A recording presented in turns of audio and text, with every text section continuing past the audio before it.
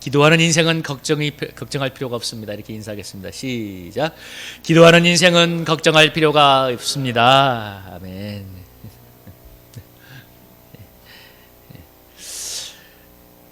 오늘 다니엘 기도회가 지금 은혜 속에 이제 진행이 되고 있는데요. 2년여에 걸친 코로나 이후에 우리가 이드 코로나로 이제 11월부터 진행이 되면서 다니엘 기도회가 되는 것이 참 여러 가지 의미가 있다고 생각이 듭니다. 여기 현수막을 보시면, 현수막 왼쪽 2편에 보시면 세 가지 단어가 적혀 있죠. Worship, Restoration, Unity. 이 예배, 회복, 연합, 일치에 대해서 세 단어가 적혀 있는데요. 제가 오늘 이 단어를 묵상을 해보다가 저게 다 깊은 연관이 있다는 이 마음이 왔습니다. 하나는 우리가 예배를 통해서 하나님의 임재를 체험하고, 그러면 하나님의 임재가 임하고 은혜가 임하면 그것이 우리를 회복시키고, 또 우리의 회복이 일어날 때 또 다른 사람과의 연합이 일어난다는 이런 참 연결이 있구나 하는 것을 느꼈습니다. 여러분, 우리 예배 속에는 하나님을 향한 찬양과 경배가 있고, 또 우리의 죄를 회개하고 보혈로 씻음받는 그런 정결한 시간이 있고, 정말 그래서 우리의 마음이 열리고 그 마음이 하나님의 말씀이 담겨지고 정말 하나님의 뜻을 붙잡고 간절하게 기도하게 될 때 역사가 일어나는 거죠. 이 가운데 이게 다 포함이 되어 있는데요. 우리가 지금 드리는 예배도 그러하고 다니엘 기도에도 그러하고, 예배를 통해서 하나님을 찬양하고 경배하고 회개하고 주님의 말씀을 붙잡고 기도할 때 하나님의 은혜가 충만하게 임하는 것이죠. 여러분, 하나님의 은혜가 임하게 될 때 회복이 일어날 줄로 믿습니다. 여러분, 비가 안 날에서 대지가 정말 먼지만 풀풀 나르는 그 황무지를 여러분 TV에서 한번 보셨나요? 아프리카에 가면, 이 아프리카의 사바나에 가면 건기와 우기가 6개월은 비가 오고 6개월은 비가 오지 않는 건기와 우기가 대비되는데, 그냥 비가 오지 않을 때는 먼지만 풀풀 날리는 그야말로 생명이 없는 땅인데, 비가 내리면 조금 있다가 풀이 자라나고 나무가 자라나고 새가 날아다니고 온갖 동물들이 뛰도는 생명이 약동하는 초원으로 바뀌게 됩니다. 여러분, 우리의 삶도 마찬가지죠. 우리가 이 험난하고 힘든 세상을 살아가면 우리의 마음이 상처받고 고통에 짓눌리게 됩니다. 여러분, 하나님을 떠난 세상은 죄가 만연하고 고통이 만연하고 사탄이 활개를 치죠. 그래서 여러분, 사는 게 힘든 겁니다.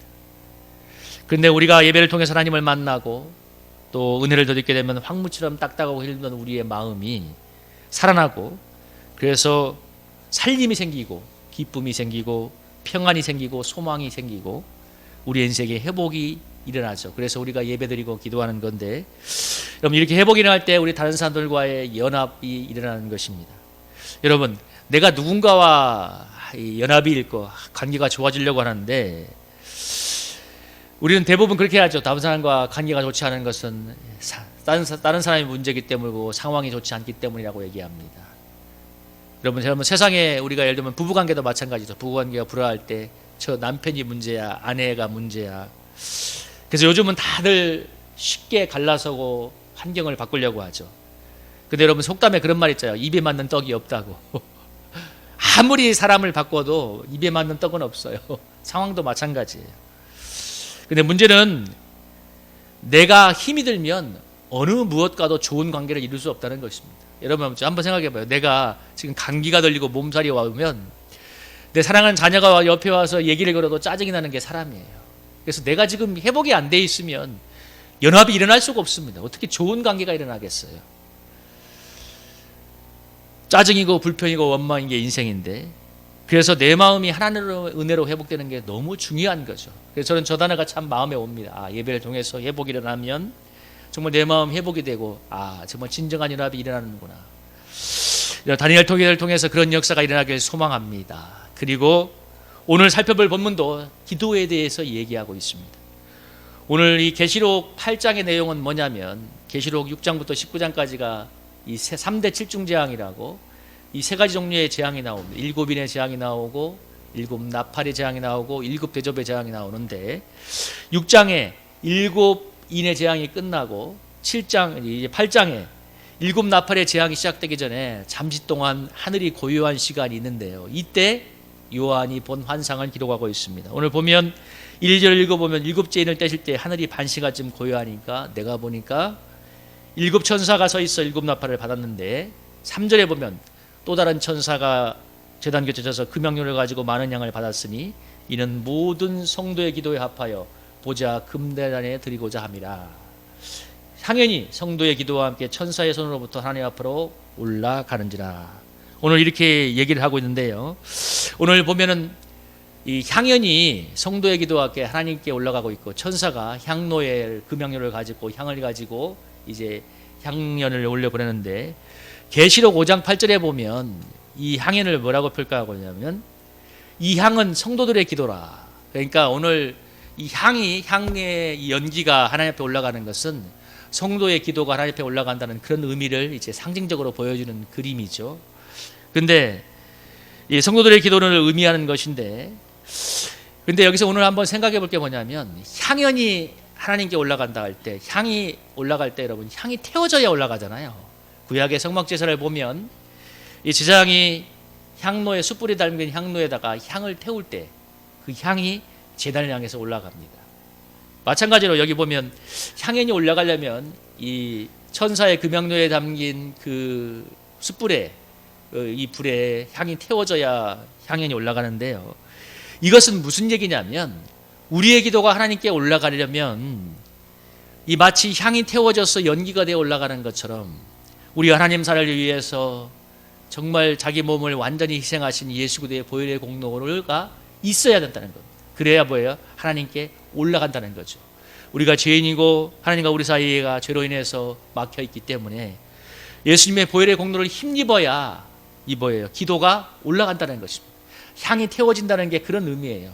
좀 더 나가서 적용한다면 우리가 정말 우리 자신을 태우는 것처럼 기도의 노동도 필요하다는 의미도 적용이 될 수 있겠지만, 제일 중요한 의미는 뭐냐면 향이 태워져야 향연이 올라간다는 것은 우리의 기도가 예수님의 보혈의 공로를 힘입어야만 하나님께 힘있게 올라갈 수 있다는 거죠.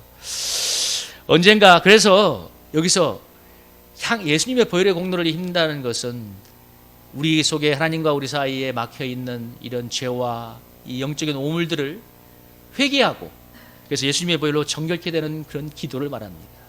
그럴 때 정말 능력 있는 기도가 나오는데요, 그래서 오늘 본문에도 보면 기도가 하나님께 올라가고 기도가 차면 천소가 제단에 불을 담아서 땅에다가 이렇게 불을 쏟으면 땅이 어떻게 됩니까? 우레와 음성과 번개와 지진이라는 거죠.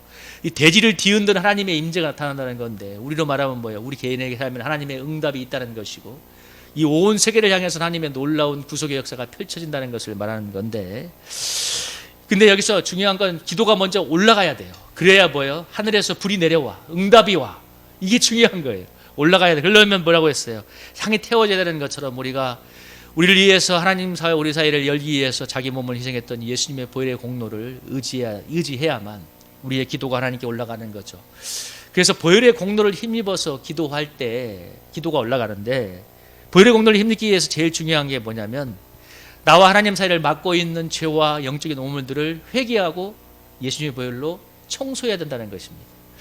제가 한번 성령의 권능을 걸리는 법이라는 그 세미나를 아주 오래전에 한번 테이프를 든 적이 있는데, 거기서 그 유명한 그 강사님이 기도를 강조할 때 제일 먼저 강조한 게 뭐냐면 제거 기도를 강조했어요. 제거 기도가 뭐냐면 하나님 앞에서 나가서 기도할 때 하나님과 나 사이를 막고 있는 이런 죄와 영적인 오물들을 제거하는 기도입니다.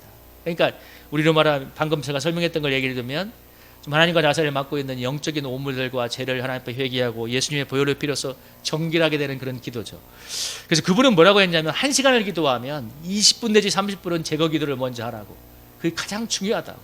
왜냐하면 기도가 먼저 우리로 말하면 이랬잖아요. 기도의 문이 열려야 되는 거잖아요. 기도가 올라가야 되고, 그래야 응답도 오고 은혜가 오는 건데, 여러분 만약에 제가 이 주보의 말씀 여기다 적었지만 수도가 물탱크에 물이 가득 있고 저 밑에 우리가 이제 파이프를 통해서 물이 내려오고 수도 꼭지만 돌리면 물이 나오는데, 중요한 건 이 파이프에 불순물이 가득 차 있으면 아무리 돌려도 안 나오거나 쫄쫄쫄 나온다는 것이. 그러니까 이 하나님 우리에게 은혜를 안 주시는 게 아니라 언제나 좋으신 하나님 우리에게 은혜를 많이 내려주고 하지만, 하나님과 나 사이에 이 연결되어 있는 은혜의 파이프에 불순물이 차 있으면 많이 차 있는 만큼 청소를 안 한 만큼 안 되는 거, 안 내려오는 거예요. 제가 이 우리 집에 화장실 청소를 얼마 전에 하면서 이 밑에 이 세면대 밑에 이 하수관 이렇게 코브라처럼 꾸려진 하수관을 청소를 했는데, 왜냐하면 우리 세면대물이 너무 안 내려가는 거예요. 이게 검사를 해봐도 이상이 없어. 그래서 제가 그 하수관을 뽑아서 가만히 보니까 그 물 내려가는 곳곳에다가 온갖 이 오물질들이 이제 그동안 쌓여가지고 거의 막히다시피 한 거예요. 그걸 물로 이렇게 청소를 하고 다시 결합을 하니까 물이 잘 내려갑니다. 여러분 마찬가지입니다. 하나님과 우리 사이도 이 하나님과 우리 사이에 이 은혜의 파이프에 막혀 있는 것들을 날마다 예수님의 보혈의 피로 깨끗하게 씻어낼 때 은혜가 오지 말래도 옵니다. 은혜가 옵니다. 그래서 하나님 우리에게 은혜를 주시지 않는 게 아니라 하나님과 우리 사이에 은혜의 파이프가 너무 청소를 안 해서 안 오고 있는 것입니다. 여러분 이번에 우리 다니엘 기도회 5일차 강사했던 차기령 대표가 간증을 하면서 그 얘기 하잖아요. 기도하면서 마귀를 쫓아내라고 하는데, 그러면서 그분이 간증하잖아요. 찬송 1절을 부르면 마귀가 기분이 나빠하다가 2절 3절 부르면 이삿짐 싸려고 짐을 싸다가 4절 부르면 아유 징그러워서 못 있겠다고 마귀가 떠나간다는 얘기를 했는데, 여러분 이 무슨 얘기냐면 차기령 대표가 그러면서 기도의 순서를 소개했잖아요. 찬양을 먼저 하고 그 다음에 회개하고 그 다음에 말씀을 듣고 그 다음에 기도할 때 이렇게 1시간을 그렇게 채운다고 했는데 순서가 있는 거예요. 하나님을 찬양하면, 하나님의 이름을 높이면 성령의 임재가 임하기 때문에 하나님의 영이 임하면, 성령이 오면 마귀는 저절로 떠나갑니다. 그러니까 우리가 어둠과 싸우려는 게 아니라 그냥 빛을 비추면 어둠이 사라지는 거예요. 여기가 캄캄해도 여러분 불만 켜면 어둠이 순식간에 사라지잖아요. 그래서 우리가 찬양을 통해서 하나님의 이름을 높일 때, 하나님을 경배할 때 하나님의 영이 충만하게 임해서 우리에게 은혜가, 하나님의 영이 임해서 마귀가 떠나가고, 어둠의 영이 떠나가면 여러분 마음의 문이 열리기 때문에 회개가 일어나고, 회개가 일어나면 여러분 그 정결한 마음이 하나님의 말씀이 떨어지고 그 말씀을 붙잡고 기도할 때 능력이 임하는 것입니다. 여러분 이번에 차기령 대표가 그런 간증을 했잖아요. 자기가 본인의 인생에 그렇게 노력해도 힘들었는데 하루에 1시간 기도를 하게라고 해서 인생이 바뀌는 것을 경험했다고. 그러면서 그분이 우리가 예배 시작할 때 했던 그 인사했지 않습니까? 하루 1시간 기도하면 인생이 걱정할 게 없다고. 여러분 누구나 할 수 있는 표현이지만 본인이 체험한 사람이 하니까 너무 마음에 그 간단한 말이 마음이 와요. 복잡한 얘기 하지 않잖아요. 하루 1시간 기도하면 인생이 걱정할 게 없습니다. 여러분 그런 인생이 되기를 주님의 이름으로 축복합니다. 우리 4일차 강사도 유울령 목사님도 설교 중에 그렇게 간증하잖아요. 고된 코너 신학교 150년 역사상 본인이 박사과정 논문을 가장 빨리 쓴 사람인데, 여러분 얼른 학업을 끝내고 선교지로 가려고 논문을 불철주야 논문을 써서 논문을 빨리 썼다고 하잖아요. 근데 논문 막바지 갔을 때 하나님이 계속 그런 감동을 주시더라고 하지 않습니까? 야 기도하면서 논문을 써야지. 근데 본인이 뭐라고 했어요? 주님 제가 빨리 논문을 쓰고 이제 그 다음부터 열심히 기도하고 사역을 하겠습니다 했는데, 어떤 사건이 벌어졌냐면 그 어느 날 주일날 어느 교회 가서 설교할 때 차에 기름이 거의 앵꼬가 나서 겨우겨우 가서 설교하고 왔다가 나중에 차를 못 움직여서 성도들의 도움으로 겨우 기름을 얻어서 돌아온 다음에 그게 마치 자신의 모습 같아서 기도실에 가서 회개했다고 하잖아요. 근데 참 더 대박은 그 기도하다가 논문이 생각나서 논문 쓰러 갔다는 거예요. 근데 뭐예요? 그 밤새록 썼던 논문이 홀딱 날아가 버려가지고 논문 제출이 3일 남았는데 연기를 할 것인가 아니면 3일 동안 새로 써서 낼 것인가 하다가 정말 회개하면서 기도하면서 써가지고 3일 만에 논문을 다시 써서 수십 페이지를 써서 논문을 제출했고, 그 논문이 3일 만에 완성하고 했던 논문이 몇 달 동안 땀 흘렸던 논문과 비교할 수 없는 더 좋은 논문이 되어서 1만 달러의 장학금을 받았다고 하잖아요. 그래서 본인이 그러잖아요. 이 나의 이 큰 노력이 하나님의 이 어리석음보다 너무 못한 거라고. 여러분 저는 차기령 대표가 했던 그 비유가 너무 마음에 옵니다. 여러분 연못가에 이 붕어가, 물고기가 살고 있는데, 여러분 이 붕어가 아는 세상은 연못이 전부인 거예요. 가끔 쳐다보는 하늘은 어떤 누군가 흰 그림자 같은 사람이 와서 이렇게 고기밥을 던져주고, 그럼 자기 본인은 좋아하죠. 왜 밥이 내려올까? 그런데 여러분 그게 너무 마음에 왔어요. 사람들은 우리가 살아가는 이 세상이라는 틀과 자기가 만든 틀 속에서 정말 이 연못 안에 있는 붕어처럼 살아갑니다. 그 세계가 전부라고 살아가는 거예요. 우리 그리스도인들도 그래요. 내가 체험한 세계가 전부로 살아가는 거예요. 아니요, 하나님의 놀라운 세계가 있는 줄로 믿습니다.